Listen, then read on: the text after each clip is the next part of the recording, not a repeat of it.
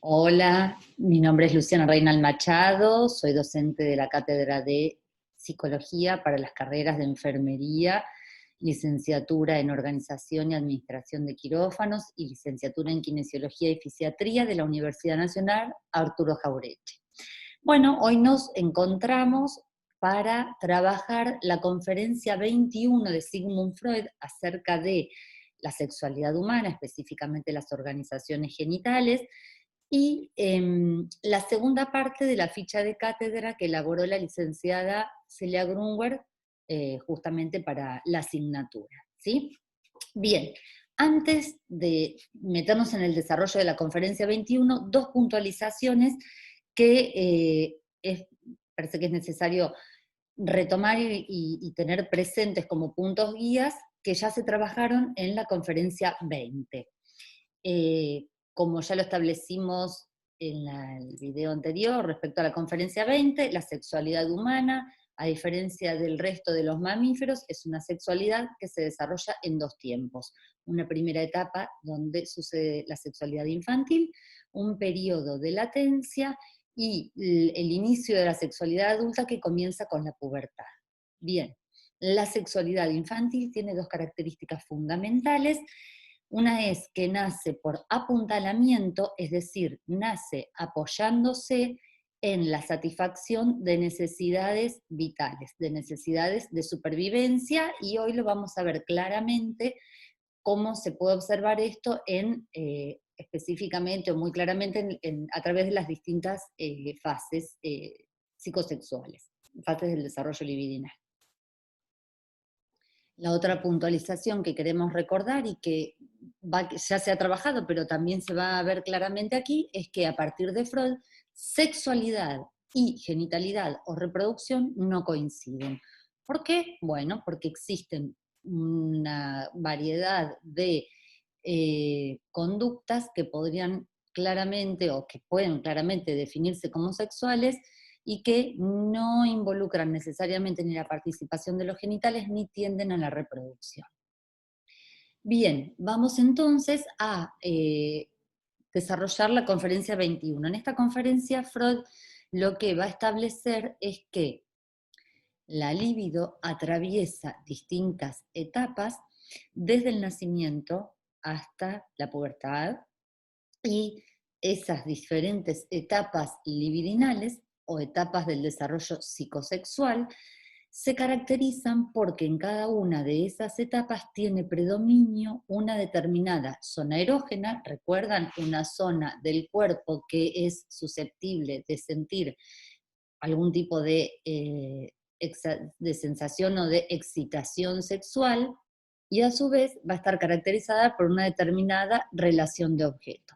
Bien, eh, estas fases del desarrollo psicosexual que se suceden desde el nacimiento hasta la pubertad, es importante aclarar que no son fases exclusivamente cronológicas. Se habla de desarrollo, pero no es que necesariamente se siguen en una sucesión lineal donde llegado a determinado momento de la vida se cambia o se pasa de una fase a la otra. No es solamente eso, es una evolución, si se puede llamar así, que involucra tiempos cronológicos, pero también tiempos lógicos, y donde se va complejizando, y donde una fase, si bien en una determinada fase, determinada zona erógena tiene un protagonismo, no es que lo anterior desaparece, sino que forma parte también digamos, de la vida o de la conducta o sí, de la conducta sexual o de la actividad sexual que puede originar algún tipo de placer, y se va complejizando cada vez más. Lo que se presenta en esta conferencia y en la ficha es como una simplificación esquemática para poder comprender. Bien, sin dar más rodeos, vamos a empezar. La primera fase psicosexual es la fase oral, que tiene lugar desde el nacimiento hasta alrededor de los 2 años de edad.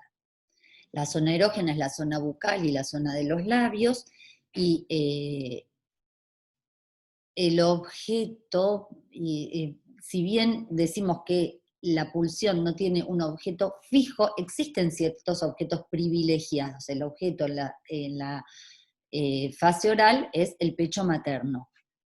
Paréntesis, como el objeto es contingente y no necesariamente fijo, es que puede suceder todos los avatares que a veces suceden con la lactancia de los bebés o con los niños en periodo de lactancia, que como no hay un instinto, como no es necesariamente fijo, invariable, inamovible, suceden muchas veces avatares donde un bebé no toma el pecho, se alimenta con mamadera, distintas cuestiones que suceden.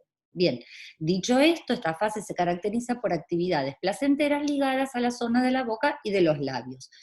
Ya lo explicamos en la conferencia 20, lo retomamos brevemente. A partir de una satisfacción o de la satisfacción de una necesidad vital y de una necesidad que hay que cubrir para poder subsistir, como es la alimentación, es que se genera un placer que excede esa alimentación.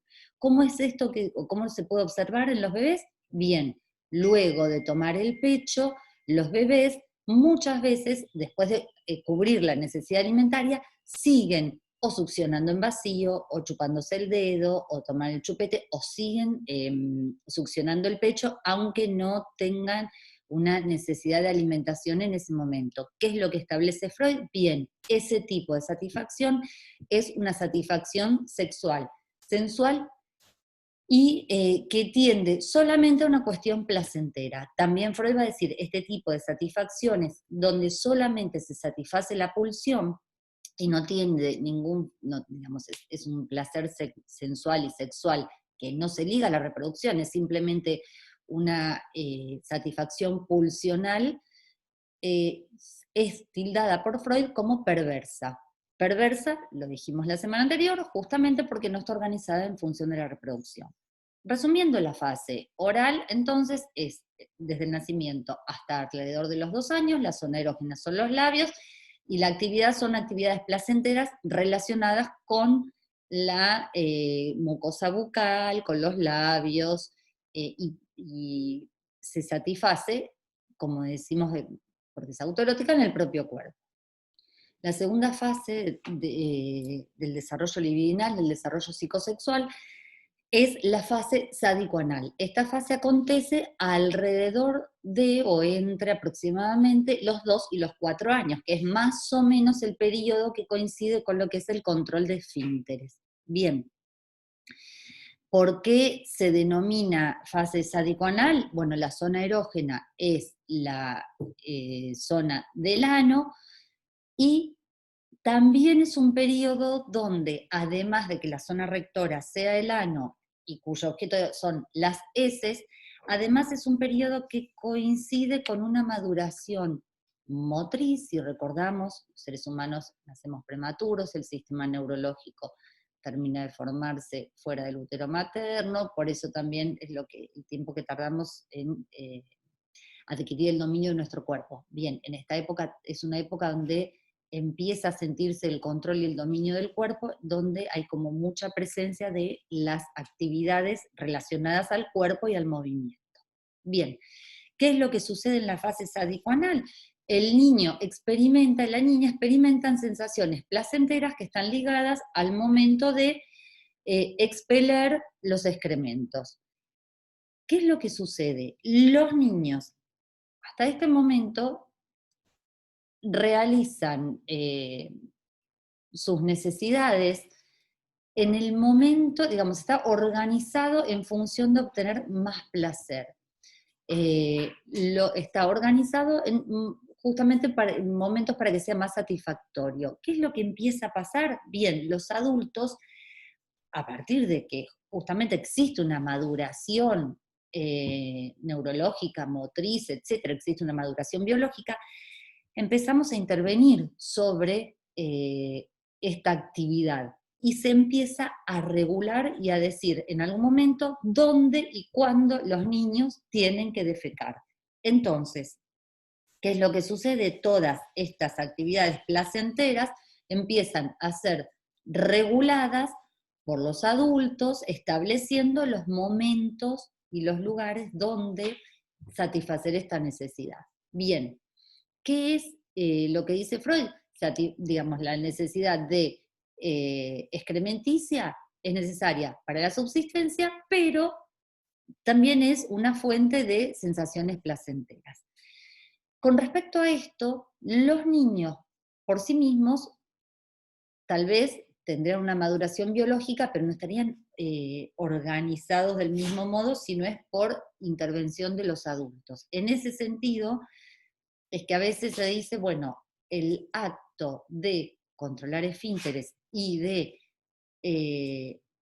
hacerlo cuando los adultos lo indican y en donde lo indican es el primer acto de amor que se hace por alguien, porque se renuncia a una satisfacción porque lo pide alguien que es amado, que son los padres.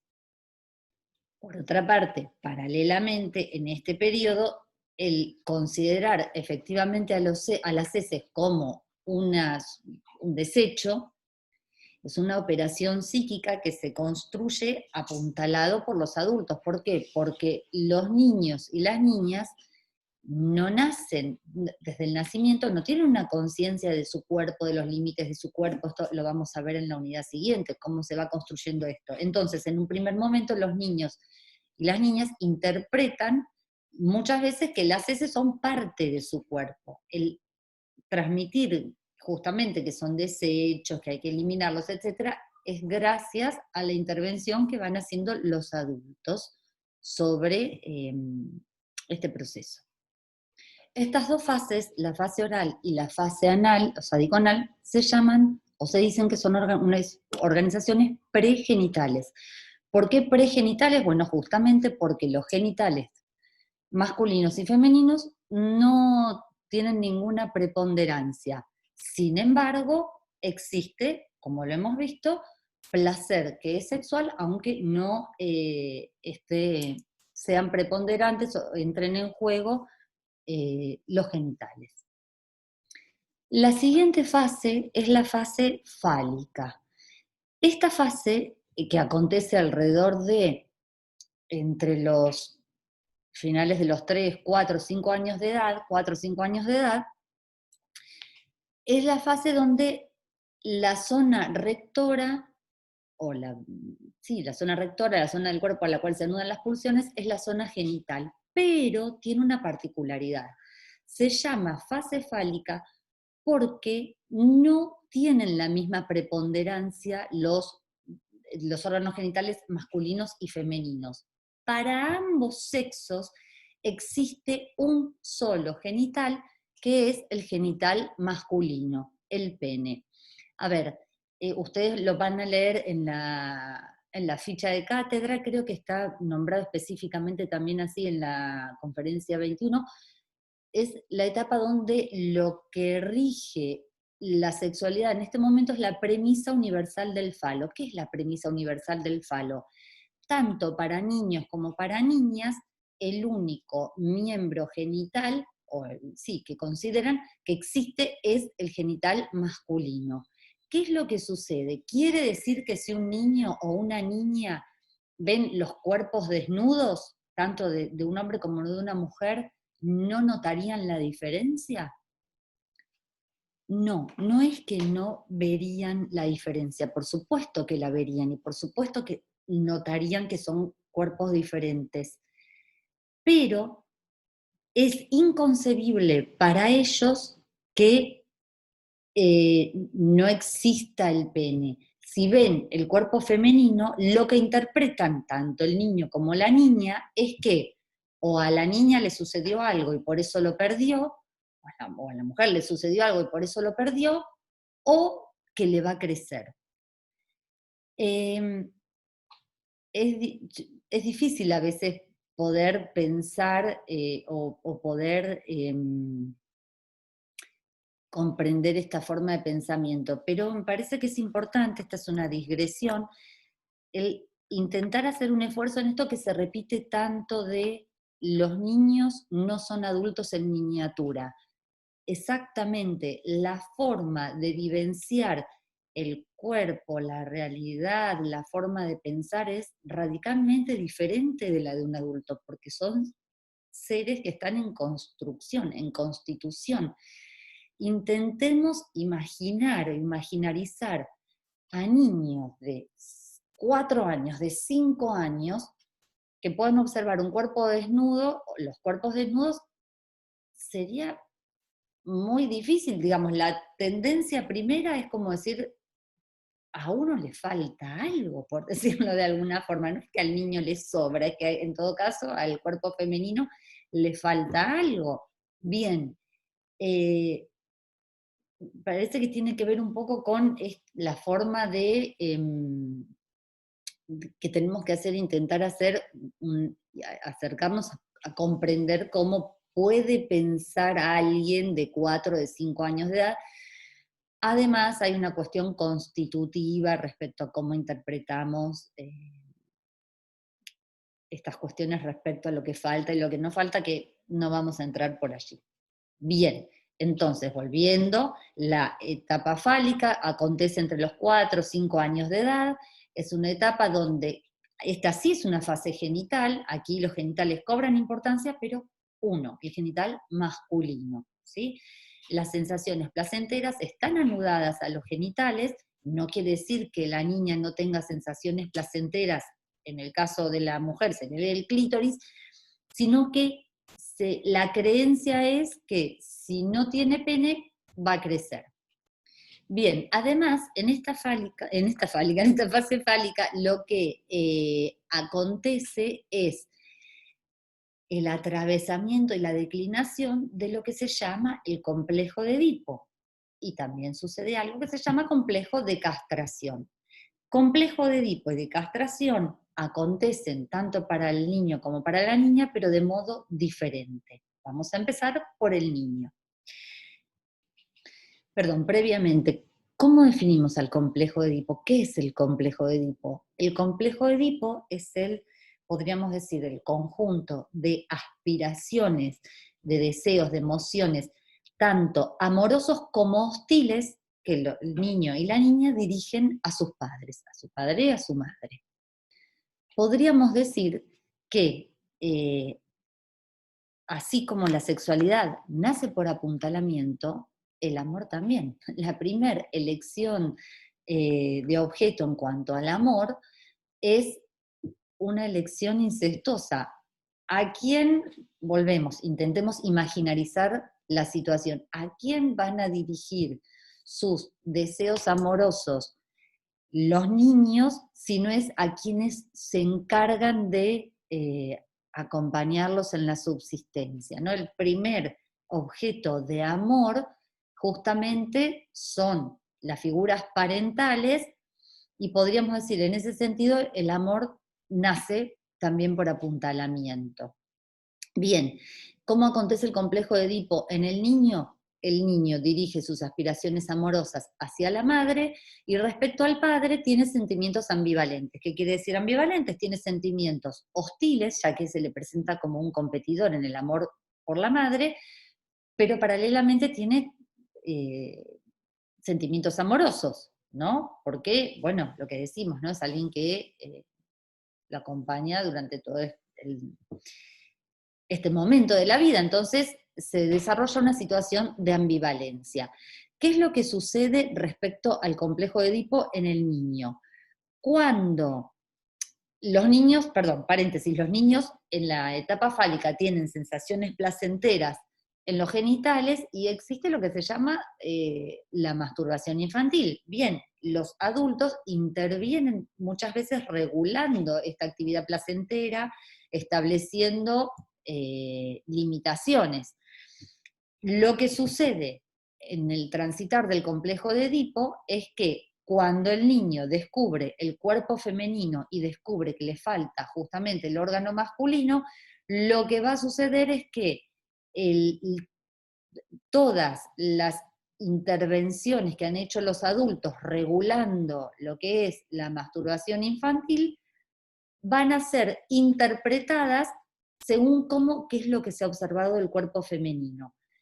Entra el niño en lo que sería el complejo de castración. ¿Qué quiere decir? Bien, interpreta que si se desarrollan las sensaciones placenteras que tiene y que derivan del complejo de Edipo, lo que está en riesgo es su órgano genital. Entonces, el complejo de castración, el temor a la castración, es lo que interviene coartando la satisfacción de las sensaciones placenteras que surgen eh, como acompañamiento a todo este desarrollo del complejo de Edipo. Es decir, los impulsos amorosos y las sensaciones placenteras que lo acompañan empiezan a declinar por temor a la castración. ¿Qué es lo que sucede en la niña? En la niña sucede un camino inverso. La niña entra al complejo de Edipo luego de haber salido del complejo de castración. Para la niña, el primer objeto de amor también es la madre, ¿no? Un poco por lo que decíamos, esta sensación, esta situación eh, de dependencia que tienen en relación a la madre o a quien ejerce su función. La niña toma como primer objeto de amor a la madre, pero al momento de lo que decimos, poder visualizar la diferencia de sexos y al poder verse como perjudicada, ya que no tiene el órgano masculino, se desarrolla algo así como una hostilidad, un enojo, un reproche hacia la madre, que hace que la ligazón amorosa se afloje, ¿no? Ese reproche es justamente por eh, no haberla dotado de un órgano masculino. El deshacimiento de la madre a lo que conlleva es que los impulsos amorosos sean dirigidos a la figura del padre. Bien, ¿qué es lo que sucede? Lo mismo, es impulso amoroso dirigido hacia la figura del padre y un sentimiento ambivalente hacia la madre, porque también hay sentimientos afectuosos, pero también la madre aparece como rival del amor. ¿Cómo no puede ser pareja de del padre, perdón, lo que subsistirá luego en el inconsciente es el deseo de recibir un hijo del padre, ¿no? Que sería un subrogado, un don de amor. Bien, la desilusión porque no se pueden realizar las aspiraciones amorosas del complejo de Edipo, lo que lleva es al sepultamiento del mismo para ambos sexos. El niño lo vivencia más a través del complejo de castración y la niña a través de lo que es la desilusión. Pero la desilusión y la imposibilidad de realizar el complejo de Edipo es para ambos sexos. ¿Por qué no se realiza, no tiene posibilidad de consumarse el complejo de Edipo, de realizarse el complejo de Edipo? Bien, no puede llevarse adelante la realización del complejo de Edipo porque existe lo que se llama una ley social, que es la ley de prohibición del incesto. Una digresión respecto al tabú del incesto. El tabú del incesto es la ley que impide que las relaciones sexuales se consuman dentro del núcleo familiar. Bien, debemos decir, la ley de prohibición del incesto es una ley social. No existe una razón biológica por la cual los seres humanos no podrían consumar las relaciones sexuales dentro del núcleo familiar. Esto que establece Freud también lo estudió un antropólogo francés, Lévi-Strauss, que vivió entre 1908 y el año 2009, que se dedicó a estudiar lo que, bueno, en ese momento se llamaba pueblos primitivos, ¿no? Hoy diríamos pueblos originarios. Lo que encontró Lévi-Strauss es que la prohibición del incesto es universal. En todas las culturas humanas existe lo que se llama prohibición del incesto, pero lo que varía es el contenido. ¿Qué quiere decir esto?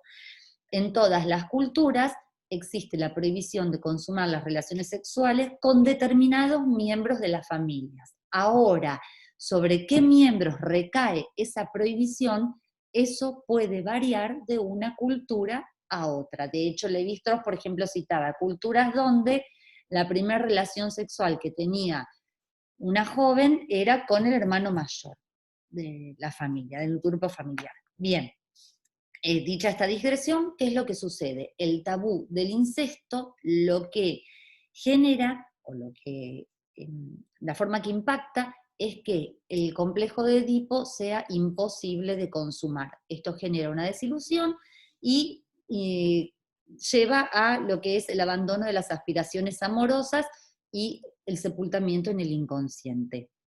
A partir de la declinación del complejo de Edipo, alrededor de los 6 a los 8 años, más o menos, de los 6 años, perdón, y durante más o menos los 6 a los 8 años, en algún momento Freud dice, bueno, coincide con la primaria, se inicia lo que se llama el periodo de latencia. ¿Qué es el periodo de latencia? El periodo de latencia es un periodo donde todos los impulsos amorosos están atemperados, toda la actividad sexual está atemperada, disminuida, y los intereses sexuales se satisfacen vía sublimación. ¿Qué es la sublimación? Creo que lo mencionamos en el video de la conferencia 20, es otorgarle a un impulso o una pulsión que tiene o que tiene una satisfacción sexual, una satisfacción pero con un objeto que puede circular socialmente, para decirlo en modo coloquial. Por ejemplo, en la primera infancia existe una curiosidad sexual que tiene que ver con la diferencia de sexos, etc. Esa curiosidad sexual sublimada tiene que ver con la pulsión de saber, con el aprendizaje, etc. Bien, entonces se desexualiza, se disminuye el interés sexual. ¿Qué es lo que sucede en el periodo de latencia? Además, con el declinar del Edipo, la prohibición del tabú del incesto se introyecta, la prohibición del incesto, se introyecta. ¿Qué quiere decir introyectar? Se interioriza. Y con ello se interioriza toda la ley social, ¿sí? A ver, una cuestión que me parece es importante aclarar o comentar. La prohibición del incesto puede interiorizarse porque previamente y desde el nacimiento los padres ofician como mediadores de la cultura y regulan toda la actividad y la vida de los niños y niñas. No es que no existe ninguna regulación y entonces a los 5 o 6 años es prohibido el incesto y ahí se interioriza la ley. No, la ley está desde el inicio. Cuando a un lactante se le regulan los horarios, si tiene que dormir con los padres o no tiene que dormir con los padres, en qué momento deja el chupete, si no debe chuparse el dedo. Cuando a los niños se les enseña a controlar esfínteres, se les enseña a, no sé, a compartir, a no pelear con otros. Cuando durante la época del complejo de Edipo los niños quieren o dicen que se van a casar con la mamá o se van a casar con el papá o los quieren dar un beso, los agarran, quieren dormir con ellos todo el tiempo y los padres dicen, bueno, no, vos vas a tener otro novio, vas a tener otra novia, otra pareja, los besos en la boca se los podés dar cuando seas más grande, digamos, todas esas intervenciones previas son leyes sociales y culturales que se van transmitiendo desde el inicio. Bien, sobre todo ese sedimento, como culminación, anuda lo que es la prohibición del incesto. Bien, un paréntesis, junto con la interiorización de la prohibición del incesto, lo que va a suceder es que se erigen, se levantan, se elevan lo que se llaman los diques anímicos. ¿Qué son los diques anímicos? Bien, justamente, diques sí, sentimientos, afectos, modos de vivir que tienen que ver justamente con cómo se vivencian y se regulan y se atemperan las mociones pulsionales. ¿Qué es lo que surge? ¿A qué llamamos diques anímicos? Bueno, el pudor, la compasión, esto, la interiorización de la prohibición del incesto, es una ley fundamental, ¿no? La prohibición del incesto y la prohibición de matar son las leyes fundamentales que se internalizan. Pero esto, el comprender o el poder intentar ponerse en el lugar del otro, todo esto surge a partir de la interiorización de la ley. Antes son los padres quienes lo dicen todo el tiempo, no hay que apegar, qué es lo que está bien, qué es lo que está mal. Lo que es bueno, lo deseable, se tiene que ver justamente y se erige se termina de consolidar a partir de este momento. ¿Quiere decir que de ahora en más los padres o los adultos no intervienen más, no regulan, un chico ya sabe, una chica lo que tiene que hacer? No, persiste durante un tiempo más, pero esto es el nudo. Bien, lo que ustedes tienen en la ficha y en la conferencia es que esta internalización de la prohibición del incesto da lugar a la diferenciación de una instancia psíquica que se denomina superyo. Paréntesis.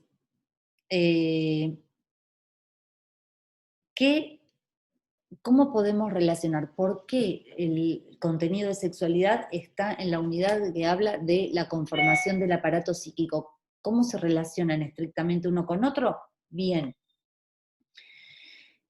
Podemos decir que el yo es una instancia psíquica mediadora entre el interior del cuerpo, entre el exterior y la realidad, ¿no? Es la instancia que está encargada de la función de la percepción, de la conciencia, pero también la que tiene que dar salida a estas mociones pulsionales, teniendo en cuenta los principios de la realidad.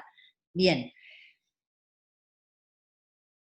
la constitución del aparato psíquico, no es que nacemos, entre comillas, con un aparato psíquico ya formado, no, eso, cómo se va constituyendo, tiene que ver con los avatares de la historia y de la vida de cada uno. Bien, con el sepultamiento del complejo de Edipo y la internalización de la prohibición del incesto, lo que sucede es que una parte del yo se diferencia y se hace cargo y asume lo que sería como si fuera un juez, ¿no? Asume justamente la tarea efectivamente, bueno, de juzgar, de permitir qué es lo que está bien, qué es lo que está mal. La instancia de la ley se internaliza. ¿Y qué sucede con todo lo que pasó en esos primeros años de la vida y con todas estas cuestiones relacionadas a la sexualidad infantil? Justamente como se internalizó la ley de prohibición del incesto y cómo se erigieron los diques anímicos, lo que está bien, lo que está mal, lo bello, lo bueno, lo deseable, el asco, la vergüenza, el pudor, la compasión, todo lo anterior empieza a resultar intolerable para el yo. ¿Por qué? Ejemplifiquémoslo burdamente. Es intolerable para el yo, una vez que se internalizó la ley, que alguien desee obtener una satisfacción sexual con uno de los padres. Pero un niño de 5 años, en el momento en que lo atraviesa, no tiene el mismo contenido que tenemos nosotros. Nosotros nos resulta como nos impacta justamente porque nosotros hemos internalizado la ley social. Un niño no. Bien, a partir del momento en que la ley se internaliza, todo lo anterior resulta pudoroso, vergonzoso, intolerable para el yo, etc.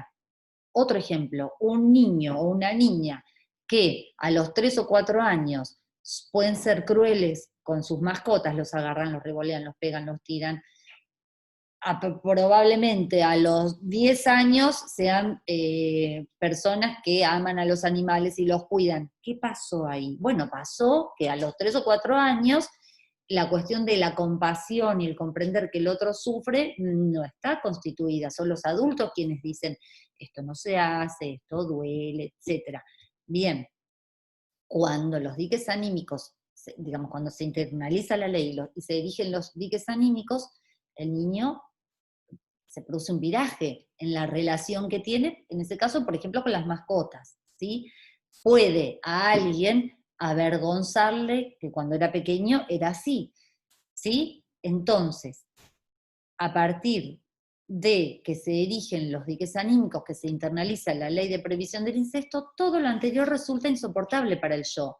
¿Y qué hace? ¿Qué pasa con eso? ¿Desaparece? Ya sabemos que no, ¿no? Por lo que hemos visto hasta ahora. Queda reprimido, constituye el nudo de lo que sería lo inconsciente reprimido, o algo así como el nudo o el núcleo de contenidos del ello. Luego vamos a retomar algo respecto a la formación de síntomas, pero entonces, fundamental, ¿qué tiene que ver la sexualidad con las distintas instancias psíquicas? Bueno, justamente esto. A partir de que se internaliza la ley, una parte del yo se diferencia y se hace cargo de llevar sí, sí, es la instancia que internaliza la ley y todo lo sucedido anteriormente se reprime porque resulta insoportable para el yo, intolerable. Entonces constituye el núcleo del inconsciente reprimido o del ello. Bien, que llegamos así a la pubertad, a transitada la adolescencia. En el momento de la pubertad, la maduración biológica del cuerpo produce un empuje y un movimiento anímico.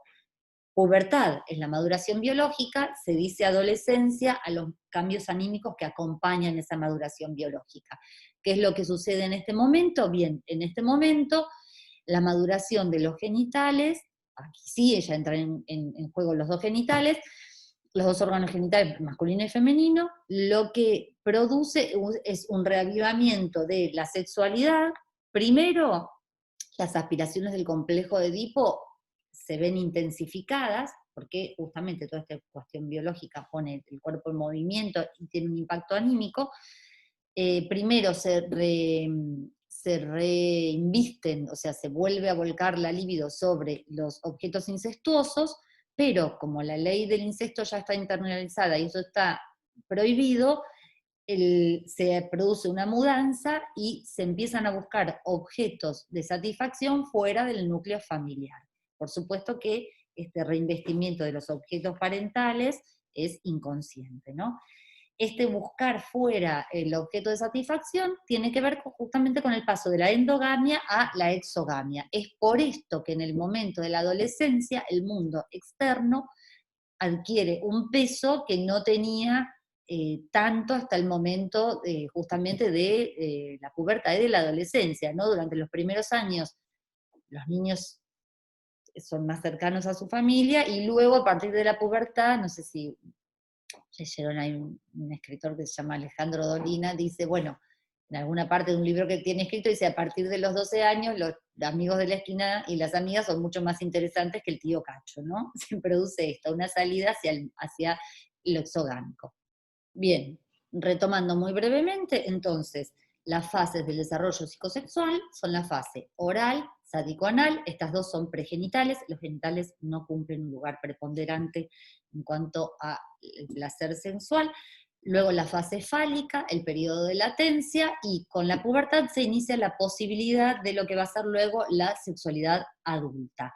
¿Cuál es el punto de viraje en la pubertad? Que la maduración de los órganos genitales lo que produce es la subordinación de todas las pulsiones parciales al primado de los genitales y el sometimiento de la sexualidad al principio de la reproducción, fundamental. El principio de la reproducción es un organizador de la sexualidad. Todas las pulsiones parciales se ponen al servicio de la reproducción. Como dijimos en el video anterior, eso no quiere decir que cada vez que se tienen relaciones sexuales es para procrear, sino que está organizado en función de qué podría procrearse. Mismo ejemplo que la semana anterior. Alguien para quien la oralidad es muy intensa, o fue muy intensa, o es muy importante, fue un papel preponderante en su vida anímica, bien, va a satisfacer esa oralidad en la adultez en una relación sexual organizada bajo el principio de la reproducción y además lo hará por vía sublimada o con objetos sustitutos, que puede ser todo lo que tenga que ver con el placer con la comida. Bien, entonces, lo que produce o a lo que tiende el desarrollo psicosexual es justamente a que se salga del autoerotismo y se logre satisfacer las necesidades sexuales en un objeto total y exterior del cuerpo, otra persona, y a que todas las pulsiones parciales se reorganizan en función de la reproducción. Punto, una cuestión que quiero señalar, todas, lo que tiene que ver con la sexualidad infantil y fundamentalmente todas las aspiraciones del complejo de Edipo quedan en el inconsciente reprimido y como ya vimos, lo reprimido siempre tiende a satisfacerse. Por eso Freud va a decir, bueno, está en el núcleo de todos los síntomas. A través del análisis de sus pacientes y los síntomas de sus pacientes, Freud llega justamente a esto. Una cuestión, lo que decíamos, el complejo de Edipo, cuando es transitado en la infancia, tiene que ver justamente con esto, no con la conciencia que tenemos ya adultos y ya internalizada la ley. De hecho, existe una frase en la conferencia 21, en la anteúltima carilla me parece, donde Freud dice: la exposición analítica del complejo de Edipo es una versión aumentada y ampliada del esbozo infantil. ¿Qué quiere decir? Bien, que justamente el hecho de que algo sea reprimido y etcétera, es como que tiende a engrandecerlo, pero toma como una dimensión diferente. Si un síntoma se analiza y en el análisis se llega a esto, lo que tiene como contenido, lo que va a aparecer es algo relacionado a la sexualidad infantil. ¿Es lo único que genera síntomas? No, luego a lo largo de toda la vida se van sumando distintas cuestiones que suceden a las personas y se van a ir sumando contenidos y aquellos que resulten intolerables se van a reprimir. ¿Qué es lo que hace todo lo que está reprimido o todo lo que tiene que ver con la sexualidad de la primera infancia? Bueno, va a intentar anudarse a cualquier otro contenido para poder salir. Los síntomas son sobredeterminados, no es lo único. Parece que es importante señalarlo en cuanto a esta cuestión de todo es sexual, que circula a veces respecto al psicoanálisis. Sí, es sexual en tanto es constitutivo del aparato psíquico. No quiere decir que a eso no se vayan anudando otras cuestiones que pueden originar un síntoma y que se anudan a este material preexistente, ¿no? Como esta combinación es lo que da origen a los síntomas. Un síntoma generalmente es sobredeterminado, multicausal, no es una sola cosa. Bien, para terminar entonces, sexualidad humana es en dos tiempos, sexualidad y genitalidad no coinciden, existe una sexualidad infantil, existe una sexualidad denominada perversa, tanto la sexualidad perversa como la adulta son manifestaciones sexuales que están organizadas. La sexualidad adulta, normal entre comillas, está organizada por el principio de la reproducción, y la sexualidad perversa en función de alguna pulsión parcial. Perversa es porque tiende solo a la satisfacción de la pulsión sin tener en cuenta la reproducción. La sexualidad infantil es perversa polimorfa. Perversa justamente porque no hay material ni madurez anímica ni biológica para que pueda organizarse en función de la reproducción. Polimorfa justamente porque distintas pulsiones parciales van tomando primacía y justamente carece de centramiento. ¿A qué tiende el desarrollo psicosexual? A pasar del autoerotismo a la satisfacción en un cuerpo total, externo, y a subordinar todas las pulsiones parciales al principio de la reproducción. Muy bien, nos encontraremos en el próximo video.